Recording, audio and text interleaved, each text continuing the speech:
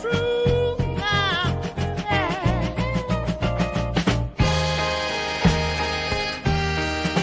I'm here to speak and make it clear. I'm sorry, y'all, for all I've done, but I'm not the only one. In a dark place, I told some lies, but I'm not the only one. We all got secrets under the sun.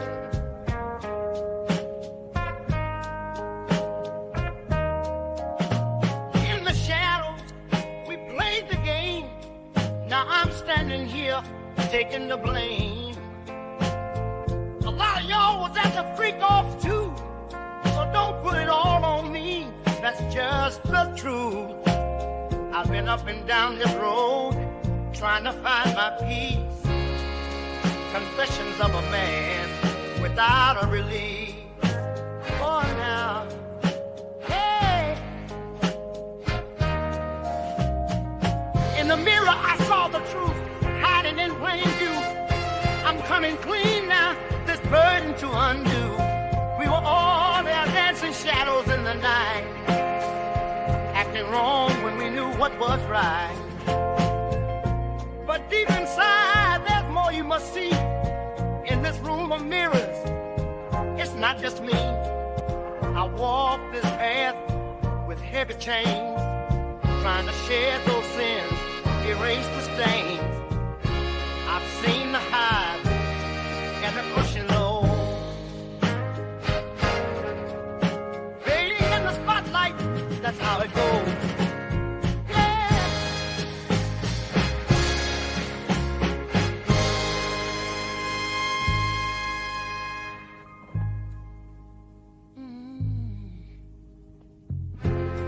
Now I'm standing here, hard on my sleeve, trying to clear the air, let the demons relieve.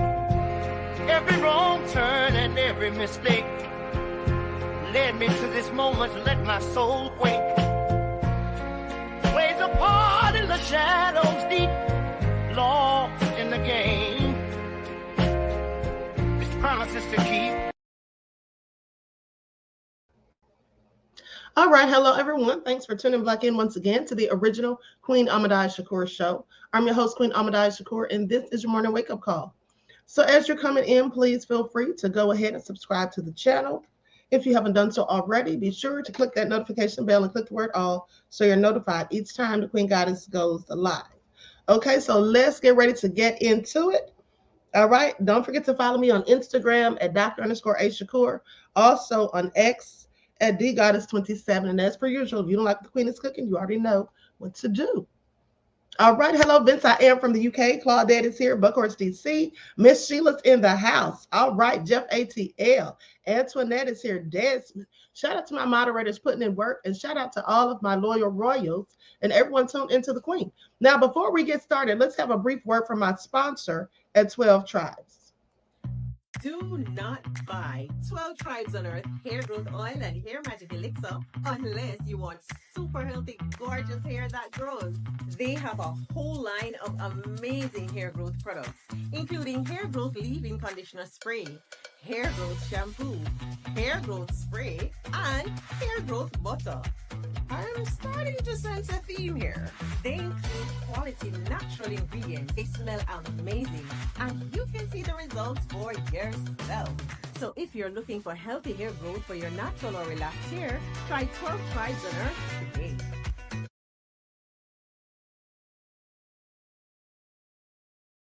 Okay, so don't forget you can purchase 12 Tribe hair oil at Etsy.com. Just look for Lisa Crafts. You can also find it at Walmart.com. Okay, so I see a few more people straggling in. Antoinette, all hell no's in the house. Mission Visions. Okay, so with that all being said, let's talk about it, honey, because Diddy is probably somewhere jumping for joy.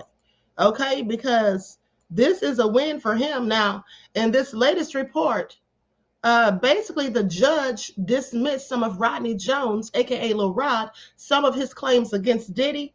Okay, and including the RICO against him and Christina Coram. Okay, that was in Rodney Jones's lawsuit. and also went on to admonish attorney Tyrone Blackburn. Okay, gave him some warnings. Okay, so let's talk about it. Like stuff, everyone, please like and share. Thank you in advance. Now, I do have the legal documents, so we're going to go over those. Let me see which one of these I'm going to pull up. Hold on, beloveds. Okay, let's just go to the TMZ report. Okay, Rodney Jones lawsuit versus Diddy. Judge tosses majority of claims and then scolds the lawyer. So Diddy won a small victory in court today when a judge tossed a majority of claims against him in a lawsuit filed by a former music producer accusing him of sex assault.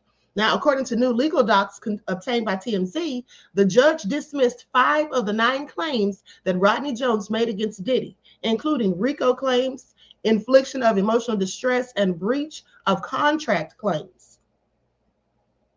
The court also dismissed a Trafficking Victims Protection Act claim against Diddy's company, Combs Global.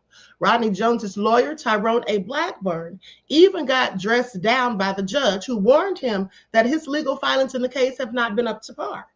All right? Said they had not been up to par. Now, in one example, the judge pointed to Tyrone Blackburn's filings, seemingly not understanding that Diddy is presumed innocent in a separate grand jury indictment on criminal charges. Okay, now, with that all being said, I guess he's trying to say that basically Mr. Tyrone Blackburn was speaking as if Diddy's already been found guilty, which is something that I pointed out about Tony Busby, okay, on yesterday. So anyway, let's get into the legal docs. I'm going to share my screen. I'm not going to read the entire thing. It's like 30 pages or so. We'll get to the important parts. Likes up, everyone, please. Don't forget to hit that like button. Thank you in advance. I mean, it is the least you can do, right? It's the least you all can do, honey. That's how you support the stream for free. Okay, so now let's go ahead and see what they're talking about here. All right, put on my spectacles. Okay, so now this was filed on yesterday, March the 24th. Okay.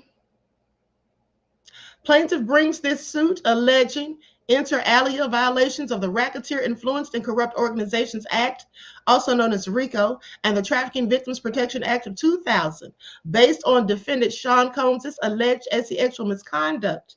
Before the court are motions to dismiss filed by Combs, his business enterprises, and Christina Coram. Okay, now remember, Diddy had moved to have this case against him from Rodney Jones. He had moved to have it all dismissed. So he got part of what he wanted because the judge, in fact, dismissed some of the complaints, but kept some of it. Okay, so let's talk about the factual background. Okay, plaintiff Rodney Jones brings this action against Sean Combs, asserting a variety of claims based on Combs' alleged history of sex assault and human trafficking. Named alongside Combs are Combs' son, Justin Dior Combs, the actor Cuba Gooding Jr., Combs' chief of staff, Christina Coram, his record label, Love Records, his company, Combs Global Enterprise, and an unidentified female described as Young Miami's cousin. Okay, they'll just list her as Jane Doe. Now, second amended complaint asserts 17 causes of action, of which 14 remain. Okay, so it's been amended twice. Now, these include 2 federal claims, a RICO claim against Combs, Justin, Coram, Combs Global, and Love Records, and a TVPA claim against Combs, Justin, Coram, and Combs Global, and various state law claims against Combs, Gooding, Jane Doe 1, and Love Records for breach of contract, sexual assault, premises liability, and infliction of emotional distress. Now, the following facts are taken from Jones's complaint and are presumed true for purposes of this opinion. Jones's claims stem from his work between September of 2022 and September of 2023 as a producer on Combs' Love album.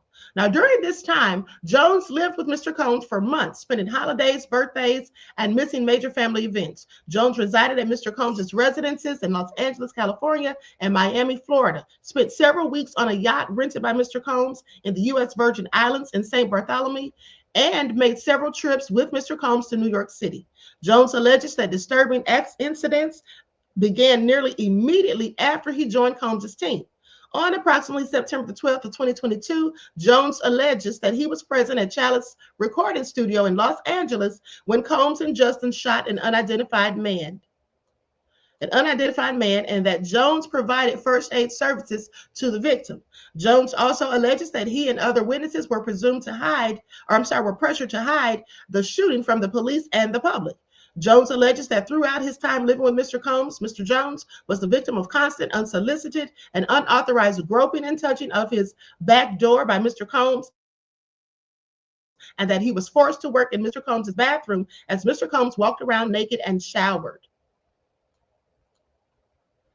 Mr. Combs allegedly used access to powerful individuals in the music industry, including producer Stephen Aaron Jordan, or Stevie J, to groom and entice Mr. Jones. Okay, I'm going to skip past a lot of this because we've already heard all of this in the filing of Jones's lawsuit.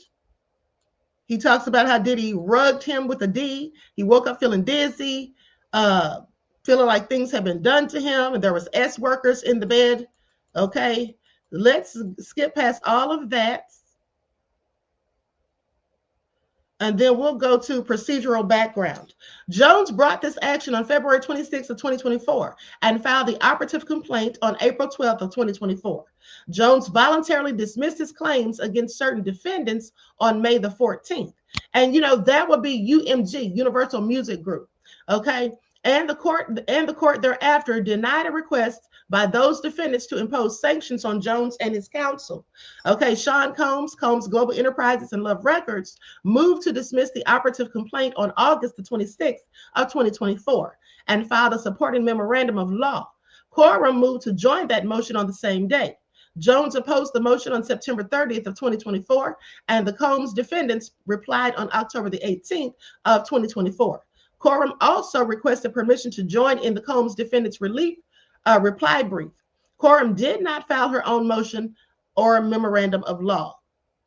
So she was trying to get added on to Diddy's. Interesting that when she started speaking out the other day, she defended herself, but she didn't say anything about Diddy didn't do any of those things. She just said that she never saw any of those things. Okay, please pay attention. Now, legal standard. To survive a motion to dismiss under Federal Rule of Civil Procedure 12b-6, a plaintiff must state enough facts to state a claim to relief that is plausible on its face.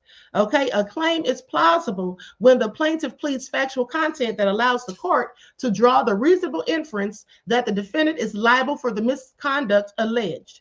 This means that a complaint is properly dismissed where the allegations in a complaint, however true, could not raise a claim of entitlement to relief.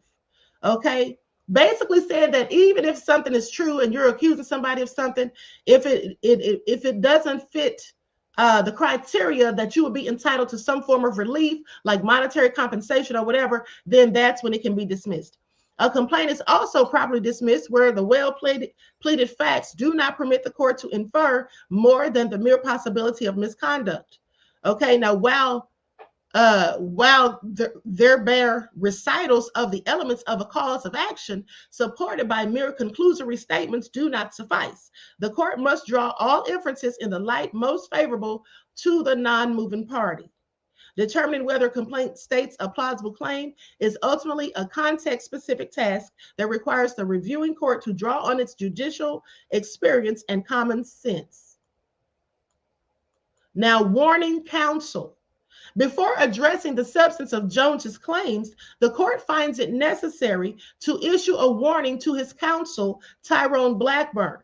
Previously, the court declined to impose sanctions on Blackburn related to the admittedly false claims that he filed on behalf of Jones against Universal Music Group and associated defendants. Now, the judge is saying that those claims were admittedly false. Like basically Blackburn said they were false. If he's saying admittedly false, and then of course they were voluntarily dismissed. With that all being said, Universal Music Group came back and then wanted to hit both of them, Rodney and Tyrone Blackburn, with sanctions. Okay, just like what Jay-Z wanted to do with Tony Busby.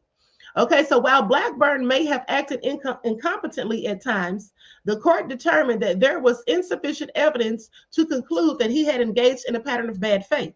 Blackburn also has a pending referral to the Southern District's Disciplinary Committee for his repeated failure to investigate basic elements of his cases. So they're accusing Blackburn of the same thing they've accused Busby of, not really vetting his cases or the claims. Okay, that's what they're saying. And they say he's been in trouble with it before in the Southern District. Now, in light of this, the court finds much of Blackburn's conduct regarding defendant's motion to dismiss to be unsettling. Blackburn's filings are replete with inaccurate statements of law, conclusory accusations, and inappropriate ad hominem attacks on opposing counsel. For example, in urging the court to consider a grand jury indictment of Combs on related criminal charges, Blackburn writes, as evidenced by U.S. Attorney Williams' press conference and the grand jury indictment, defendant Sean Combs and the Combs RICO enterprise are presumed guilty of being a RICO criminal organization. Okay, that any licensed member of the bar would espouse such an absurd understanding of the law is not just disturbing, but shocking. Okay, to say the least, honey. Did y'all hear that? Then, rather than focusing on the claims pleaded in this lawsuit, Blackburn writes that it is evident from the multiple civil lawsuits and 14-page indictment the kind of sexually deviant monster Sean Combs is. Do y'all hear this? You see, this is what I'm talking about right here. This is what I was talking about on yesterday when I told you all that Busby was basically, the way he was speaking, it's as if he just knew for a fact that Diddy was already guilty. And even if that's what you think, you can't just come out and say that, because if he's not convicted of such things, that would be defamation. Okay, Janine said these attorneys are unbelievable. Yes. Okay, but let's continue. So anyway, goes on to say he called Diddy a sexually deviant monster, honey.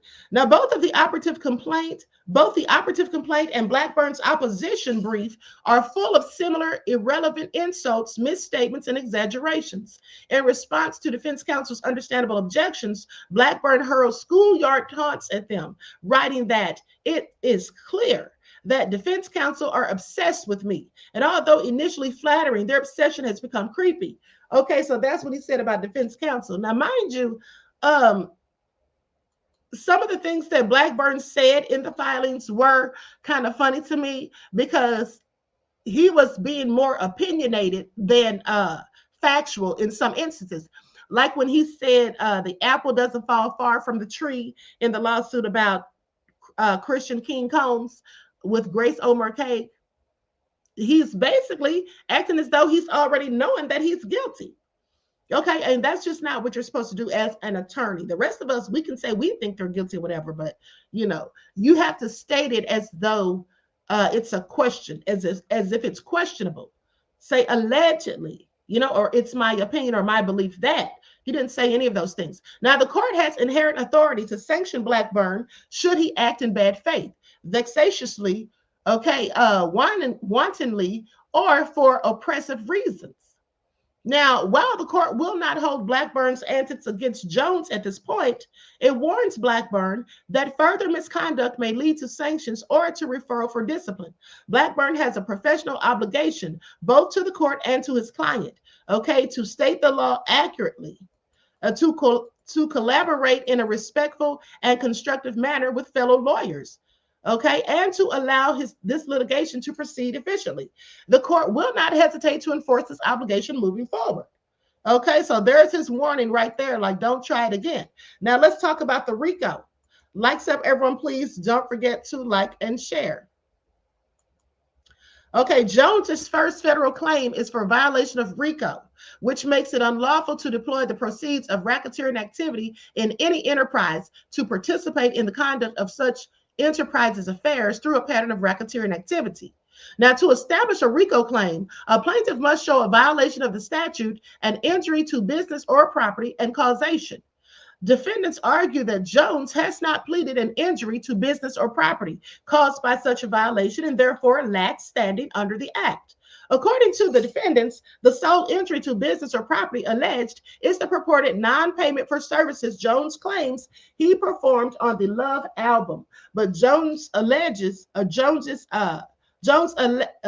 no casual connection. Okay, no causal connection between this injury and any purported RICO predicate act. Jones does not respond to this argument. Now, a compensable injury to business property encompasses specific pecuniary losses, okay, but does not reach personal injury suffered or reputational harm unaccompanied by a quantifiable and non-speculative loss of business opportunities. Okay, then they reference Nygaard versus Bacon. Remember Peter Nygaard, the devil that nobody wanted to talk about except the queen? Please pay attention. Okay, he wanted black women's DNA and all of that. Now, such a compensable injury must also be caused by predicate acts sufficiently related to constitute a pattern, for the essence of the violation is the commission of those acts in connection with the conduct of an enterprise. A plaintiff only has standing if and can only recover to the extent that he has been injured in his business or property by the conduct constituting the violation. In order to establish RICO standing, a plaintiff must show that the damage to its business or property resulted from the alleged predicate act constituting the RICO's violation in this case. Now, both factual and proximate causation are required. The former is assessed under the familiar but-for standard, okay, the but-for standard, while the latter requires that the RICO pattern or acts be a substantial factor in the sequence of responsible causation and that the injury is reasonably foreseeable or anticipated as a natural consequence. The Supreme Court has set out general principles surrounding the statute, one of which is that RICO is to be read broadly, not only because of Congress's self-consciously expansive language and overall approach, but also because of Congress's express admonition that RICO is to be liberally construed to effectuate its remedial purposes. Right now, at the same time, balanced against this is the principle, also recognized by the Supreme Court, that legal liability should not extend as far as factual causation, and that allowing liability to become so broad would set society on edge and fill the courts with endless litigation. Are y'all hearing this? So basically, they're saying that, you know, if he just lets this ride, anybody could just be claiming that somebody is committing a RICO. They could just be saying whatever, making all sorts of allegations that will result in backed up case logs and endless litigation. Now, applying these principles to the operative complaint precludes most of Jones's alleged injuries from supporting RICO standing. Okay, so basically saying that with all of the principles that they have to go by, when you use these, it prevents Jones's allegations from supporting a RICO. Okay, the things that Jones is alleging do not support a RICO is basically what he's saying. Okay, because basically he's saying it precludes it. Okay, so precludes means that it's not, they can't use it. Okay, it's irrelevant, basically, like it's thrown out. Okay, so anyway, goes on to say, including his claims of trauma, mental health problems, emotional pain and suffering, and embarrassment and humiliation. Now, that's interesting to me because they're saying that his mental health, emotional pain and suffering, embarrassment, all of that is just thrown out. That's interesting because he said he woke up in bed with no clothes on and was feeling dizzy as if he'd been rugged with a D and felt like Diddy had abused him. So I find that interesting that that's just, the judge is just going to, you know, skip over that. Okay, nor can Jones base standing on secondary economic consequences of these personal injuries, such as difficulty finding employment. Okay, he's saying that this is not going to stop you from finding a darn job. You're still going to be able to seek employment and find one. Okay, do y'all hear this? The judge is not playing any games. Okay, is the judge related to Diddy? I have several questions, but anyway, let me continue. So goes on to say, defendants are therefore correct that the only compensable injury that Jones pleads is defendant's non-payment for his work on the Love album. So basically, they said the judge is saying the only thing that you're gonna get compensated for, if anything, is the fact the work that you produced on Diddy's album. All this other stuff, talking about mental health, trauma, humiliation, stress, none of that's gonna fly.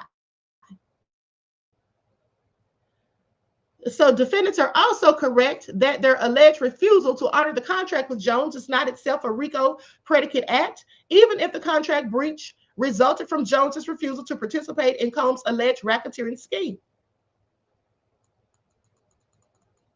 Now, breach of contract claims do not constitute predicate acts. Okay, so collecting refusal to cooperate cases and concluding that any injury flowing from the employer's retaliatory conduct was not sufficiently proximate to the alleged RICO violations to confer standing. Now, the question then is whether any of the other alleged RICO predicates or the pattern of racketeering activity as a whole caused defendants' failure to pay Jones under the putative contract. Okay, the court cannot identify any such causal link. Now, defendants alleged SEX and rug with the D and gun trafficking activities, the vast majority of the predicate acts pleaded in the operative complaint do not foreseeably or naturally preclude defendants from honoring their recording contract with Jones. So basically saying even if Diddy was doing any or all of that stuff, that doesn't stop him from paying Rodney Jones. So he's going to have to pay what he owes for that production, okay, on his album. Now, in this footnote, it says Jones also never alleges that defendants threatened to breach Jones's contract in order to induce him to do anything illegal. Rather, the only time that Jones mentions such threats is in connection with his request for permission to visit his family for their birthdays and holidays. Defendants argue stylistically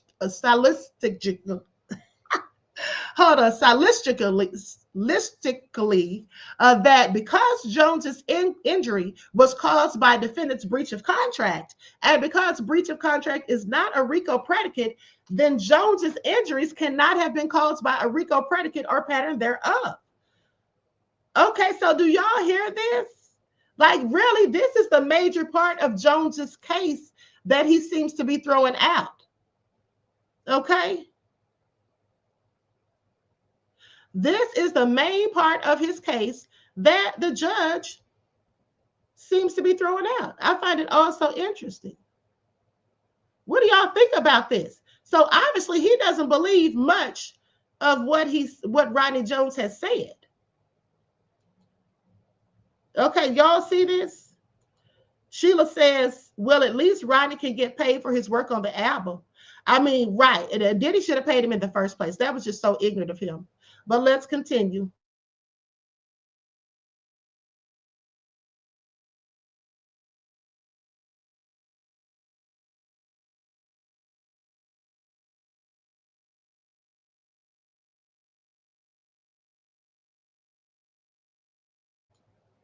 Hold on, beloveds. I'm trying to find my part again where I was. Okay, I had just read the footnote. Okay.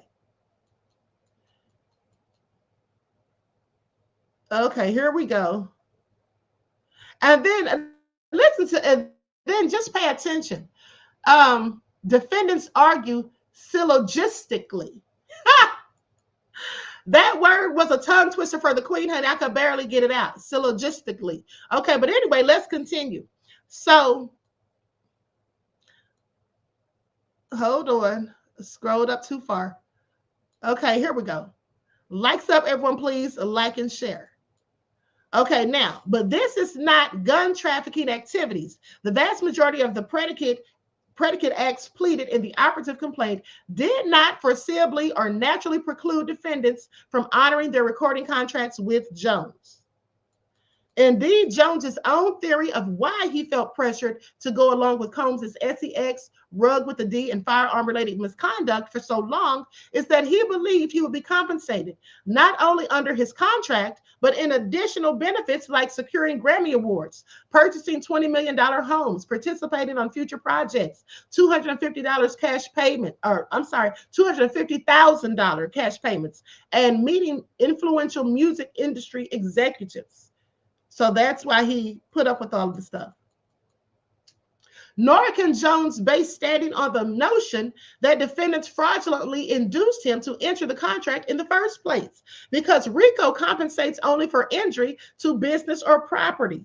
A victim who is induced to part with his property by the misrepresentation of a fraudster is generally not entitled to benefit of the bargain damages, meaning recovery of what the fraudster promised, as opposed to the property the victim lost. Here's my question. Why didn't Tyrone Blackburn know this? Why wouldn't Tyrone Blackburn have told Rodney all of this that the judge is saying? Okay, why didn't Rodney Jones get this information from his attorney? And then please pay attention, because the judge has already said basically that Tyrone Blackburn was given inaccurate information about the law. Now, Jones also fails to plead any facts from which the court could infer that defendants never intended to perform under the contract in the first place. Okay, alleging in a conclusory fashion that defendants sought to acquire wire transfers and cash payments and to utilize their talents and labor to produce music and other tangible goods and services without full compensation. Wow. Okay, then the footnote, it says Jones's injury here is not the breach itself, but the loss of compensation he was owed for the services he provided. If Jones were deprived of that compensation as a result of RICO violations subsequent to the formation of the contract, such a deprivation would be compensable under RICO. And Jones identifies no specific examples of fraud occurring after the formation of his contract that reduced the value of the contract or caused defendants' failure to pay. While Jones repeats the word fraud throughout the operative complaint, he appears to often do so as a synonym for illegal and does not identify any specific misrepresentations related to his contract. This is all bad for Rodney Jones, honey. It sounded like he's not going to get much. That $30 million that he sued for, it sounded like he might not even get a fraction of it, okay? Please pay attention. Miss Sheila said Rodney saw Cassie's case and ran with Rodney's case. Okay, he saw dollar sign. Well, I think he has some legit gripes because he definitely should have been paid for his work. Janice said Blackburn should have written it differently. Well, yes, absolutely. Absolutely. He wrote it in a very salacious manner. And not only that, there was a lot of accusations in there. But not only that, the way he worded certain things, it was obvious that he was involving his personal feelings and opinions in there, which you're not supposed to do as an attorney when you're drawing up a lawsuit. Okay, you're supposed to stick to the facts of the case and the allegations that have been made by your client. You're not supposed to get all in your feelings and start putting your own thoughts and views in there. That's not what you're supposed to do. Now, in sum, whether or not Jones has adequately alleged the existence of a RICO enterprise, he has not tied the activities of that enterprise to defendant's breach of contract or any other business or property harm incurred by Jones. It also bears reiterating that Jones fails to address any of these arguments in his opposition brief. And while the court prefers to decide issues on the merits, it should not be necessary to root around a 402 paragraph complaint to contrive novel arguments on Jones's behalf. So basically the judge said, look, okay, some of this stuff might make sense, but he kept saying the word fraud, trying to say it's illegal or whatever. He really didn't prove his point, but it really doesn't make any sense for me to have to just go through this whole long complaint and just try to find things that make his argument more plausible. Okay, on his behalf. That's not my job. That's what the judge is saying. That's not in my job description. Okay, that's not part of my ministry. All right. So anyway, Jones's efforts to convert a garden variety breach of contract case into a RICO suit therefore fails. Okay. And his RICO claims are dismissed as to the Combs defendants and quorum. So the RICO claims are dismissed, honey. Goes on to say in the footnote, they agreed to rely on the mail to secure wire frauds and cash payments from purchasers of the illegal firearms and rugs with the D. They required others to sell and distribute. Okay, defendants agreed to rely on interstate wires to disseminate funds and to submit payment to S workers and prostitutes, as well as to transfer payment for the distribution and procurement of rugs with a D and guns. And let me just tell you something too. One of the other reasons that the judge may not be feeling very empathetic towards Mr. Rodney Jones is because Rodney Jones, he basically admitted that he saw illegal activity going on, that he knew there were things going on, right, that were unethical, that were illegal, but he stayed there, watched it go on, didn't do anything to stop it, and put up with it because he thought he was going to get a bag. He thought he was going to be getting $250,000 cash payments, $20 million homes, Grammys. So that is likely why the judge is not too thrilled with him. Janine said, that's what I meant by Blackburn writing it differently. He should have had a different argument. Yes, absolutely, beloved. Okay, absolutely. I agree.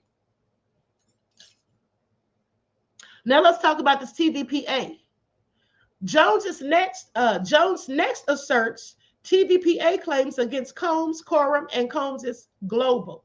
Okay, the TVPA makes it unlawful to recruit, entice, harbor, transport, provide, obtain, maintain, patronize, or solicit by any means a person knowing or in reckless disregard of the fact that means of force, threats of force, fraud, coercion, or any combination of such means will be used to cause the person to engage in a commercial S act. The statute does not define terms like entice or recruit, so courts have given those terms their ordinary meaning, holding that they cover conduct ranging from attracting a victim by offering something that arouses hope or desires to somehow securing the services of a victim. Likes up, everyone, please like and share.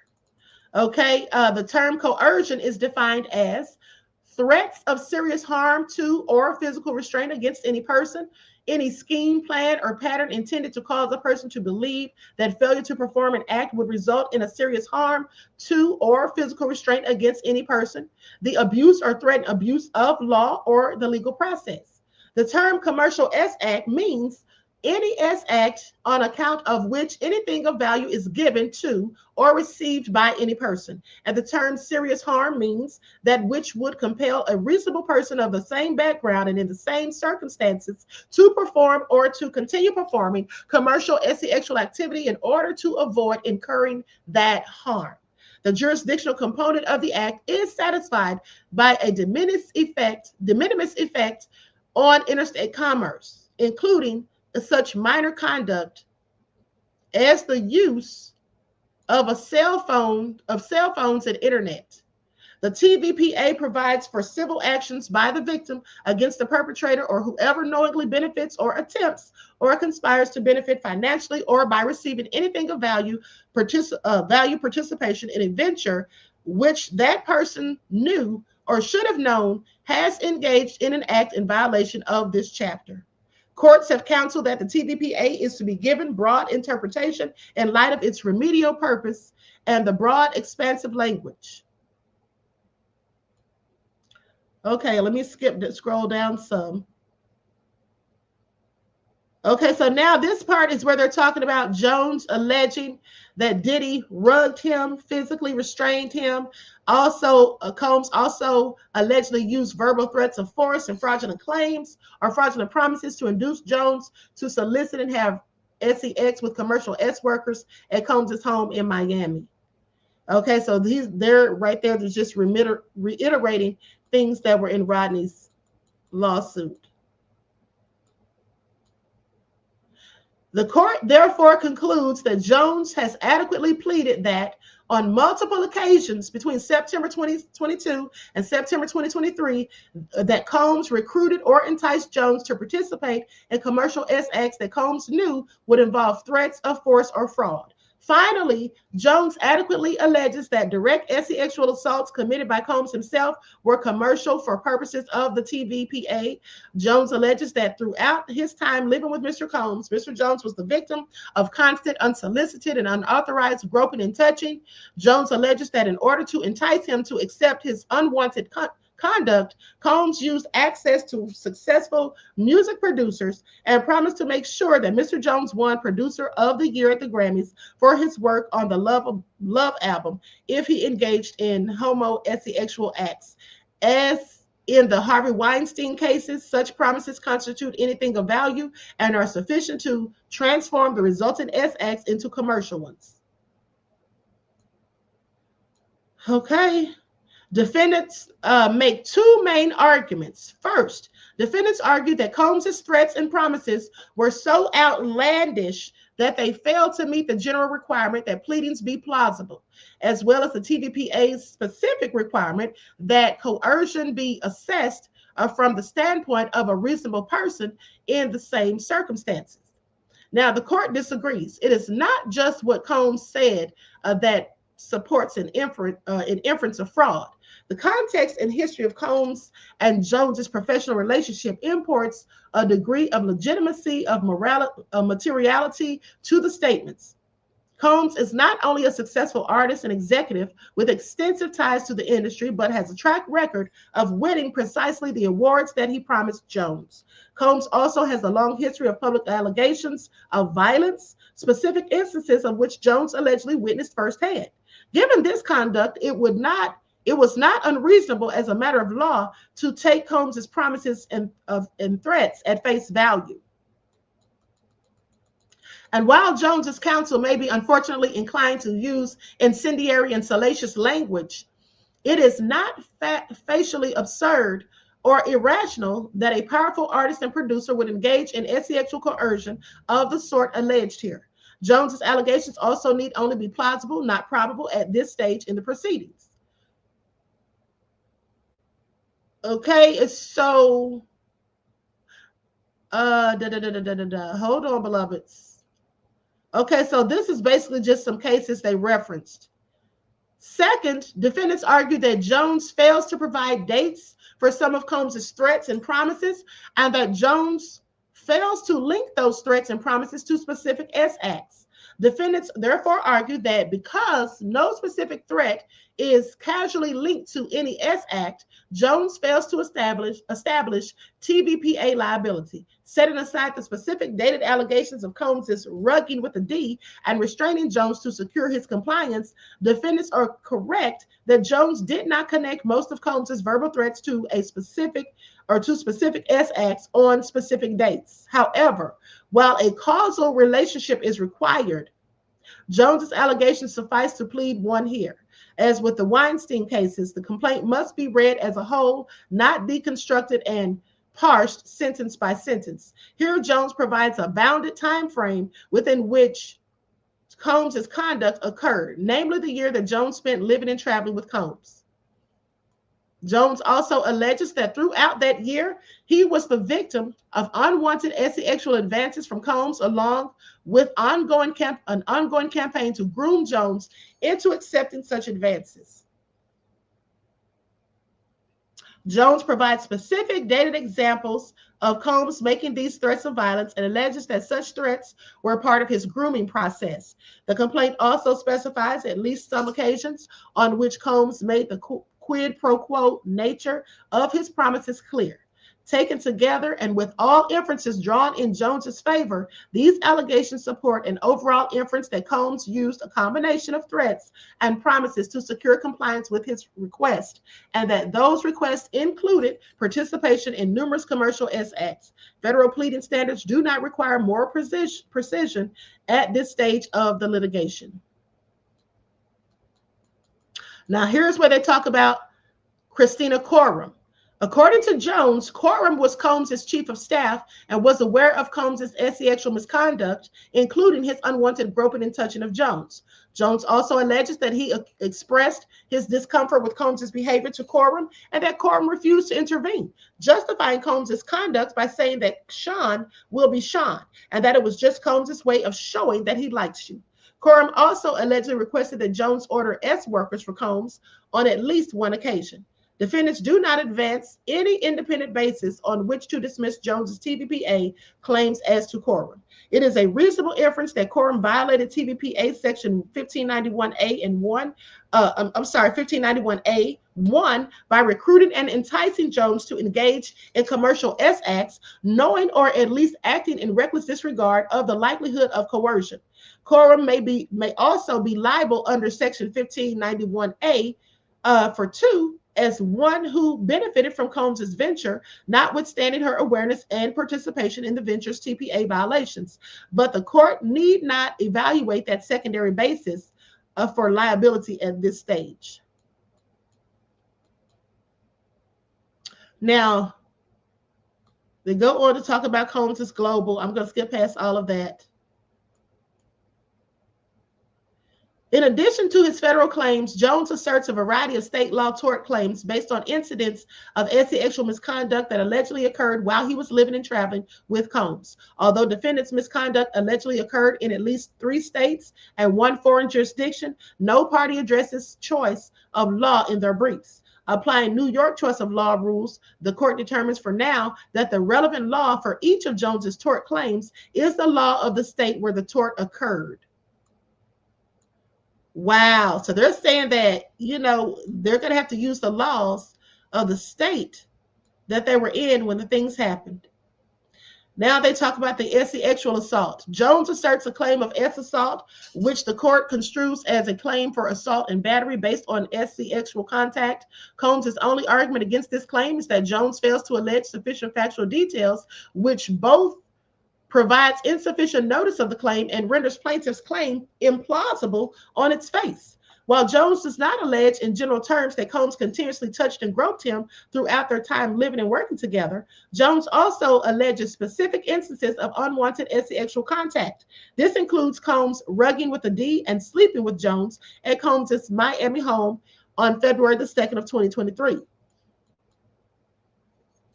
Such allegations, at least some of which include specific dates and descriptions of the S acts, are sufficient to provide defendants with adequate notice. Now, dismissing a complaint because it is unintelligible and the paragraphs in the complaint contain so many clauses that their meaning is impossible to determine.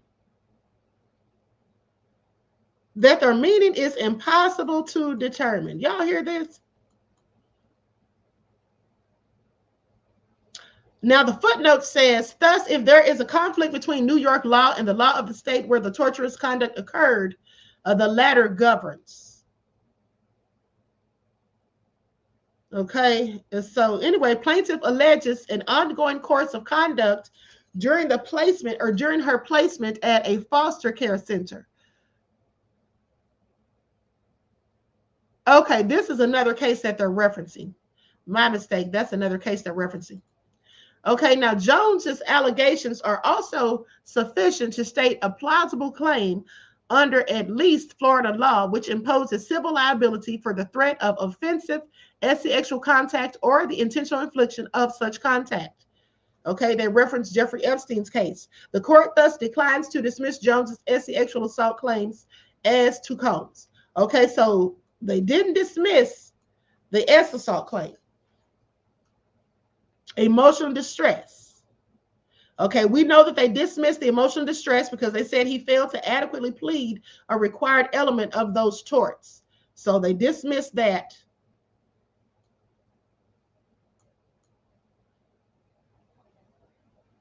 Premises liability. Jones also asserts claims of premises liability against Combs based on the alleged sexual assaults committed by Jane Doe, One, and Goody. Defendants argue, and Jones concedes that Florida law applies to the incident involving Doe and that Virgin Island law applies to the incident involving Goody. In both jurisdictions, premises liability is a subspecies of negligence and thus requires a plaintiff to plead duty, breach, causation, and damages. In both Florida and the Virgin Islands, premises owners need only protect invitees from foreseeable dangers. And that's important to note because when they were in the Virgin Islands, they were on the yacht that Diddy had rented or chartered. And basically, he was saying that it was Diddy's fault, for leaving him in there with Cuba Gooding Jr. Okay. And that because it was Diddy's yacht, or Diddy had chartered the yacht, it was Diddy's fault and he was responsible. Okay, so with that all being said, I think I'm going to wrap it up right there. Nicole said Diddy was a Tasmanian devil. He changed the world for good. Baby oil made history. Okay, Nicole, that is so nefarious. Okay. DJ Big Six said, I believe in my opinion, all of these charges will be dropped and Diddy is on paid leave. Not on paid leave. I'm going to tell you like this. It seems like the judge just wasn't really going too hard on Diddy. Okay, in this case, in my opinion, it seems like he just wasn't going too hard on Diddy. Okay, I mean, he got rid of a bulk of the claims that Rodney Jones made. The main ones, in my opinion, other than the S assault. And then here's the thing. Combs also argues that because he chartered the yacht on which the assault occurred and was not the yacht's owner, he could not bear premises liability. Jones acknowledges that the yacht was rented by Combs for several weeks, not owned. The court disagrees with Combs for two reasons. First, Combs cites only Florida law for this proposition, not Virgin Islands law, which he concedes governs Jones's claims concerning Gooding. Unlike Florida, the Supreme Court of the Virgin Islands has held that in all premises liability actions, the touchstone is the foreseeability of harm and not the labels attached to the plaintiff or the defendant, and has rejected the use of outdated and formalistic distinctions pertaining to ownership or possession of property or chattels. Second, the case on which Combs relies concedes that a vessel charterer can bear premises liability when it holds operational control over the circumstances giving rise to the claimed injury. First of all, Diddy sounds crazy trying to act like he's not responsible for what happened on that yacht when he, in fact, is the one that chartered it. He doesn't have to own it, because that's just like if you rent a car and you have passengers in there with you, and then you go out here and get into a wreck that's your fault. You're the one that's liable. You can't say, oh, well, I don't own this car, I just rented it, so you need to go to the rental car company and tell them to pay for your damages. No.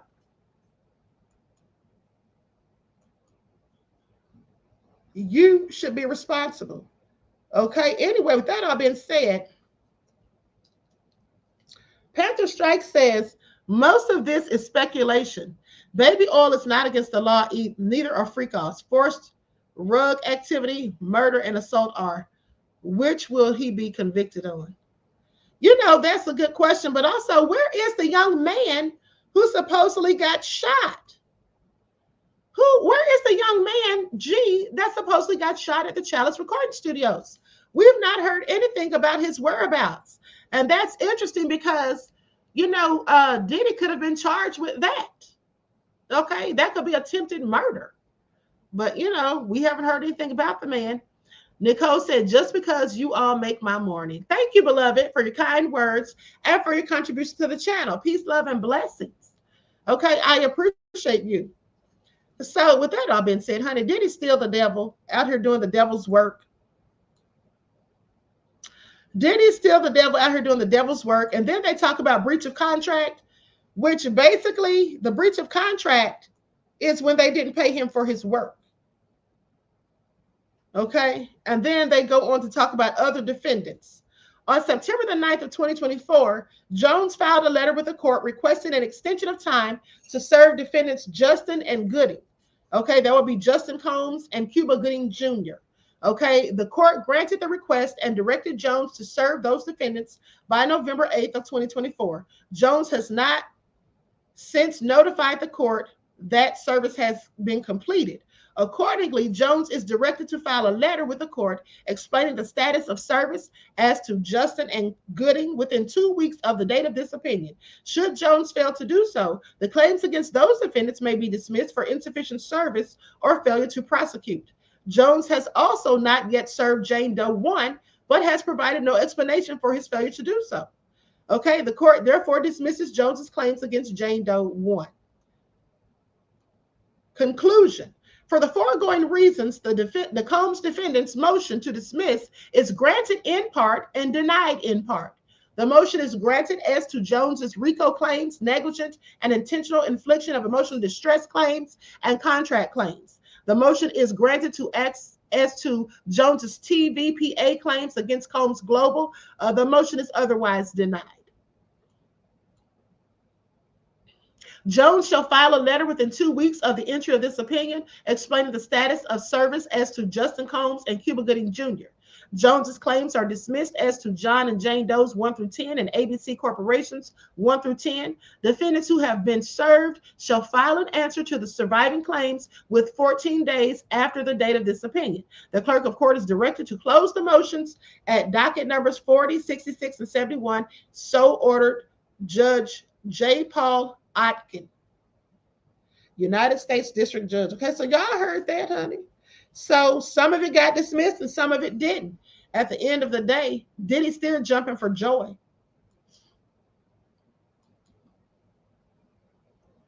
Diddy right now, beloveds, is jumping for joy. Okay, I want you all to pay attention. He's jumping for joy because, first of all, he got rid of that case that was against him and Jay-Z. He got rid of that case that was against him and Jay-Z. He got rid of some of the claims in this, most of the major ones.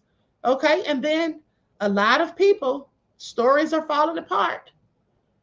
And they're being called out for being liars. Okay?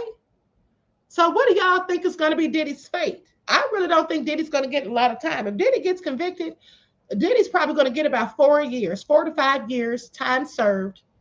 And not any serious time because I really don't think they have a very viable case. Okay? And Tyrone Blackburn needs to watch his step because the judge is on him. But, you know, before I roll out of here, let me tell you all something. Never mind. I'll just make that a whole nother separate video. I was going to tell y'all something, but I'm going to make that a whole nother separate video. Anyway, listen, don't forget to check out your uploads, okay? I uploaded a couple of videos yesterday, so I'm going to be uploading something about Tony Busby right after this video, okay? Give me about an hour. Okay, anyway, so with that all been said, you know, I think that Diddy, things are kind of working in his favor right now, unfortunately. Unfortunately for the real victims, things are kind of working in Diddy's favor, okay? At the end of the day, it's not looking so bad. Maybe that's why he was so cheerful in that phone conversation with Kanye, talking about getting out and living his best life and all that, okay? Please pay attention. Okay, so anyway, with that all been said, I love you all to life. I hope you enjoy the rest of this day. Each one teach one is how we grow and thrive. Do something productive, constructive, but never destructive. And always remember to keep the Most High first in your lives. And listen, if you're not receiving the notifications, the best I can tell you is to make sure that you follow me on Twitter because I post the notifications on there, or I post the links on there to all the videos daily, and also my YouTube community tab. Okay, the links are always posted there. And you all know that I do go live every single day, Monday through Friday. Now, the weekend sometimes varies, okay? The weekend sometimes varies. All right, so with that all being said, I'm up out of here. Likes up, everyone, please like and share. All right, I love you all to life. Do something productive, constructive, but never destructive. Okay, and always remember, beloveds, to keep the Most High first in your lives. Until next time, I will talk to you all again soon. Peace.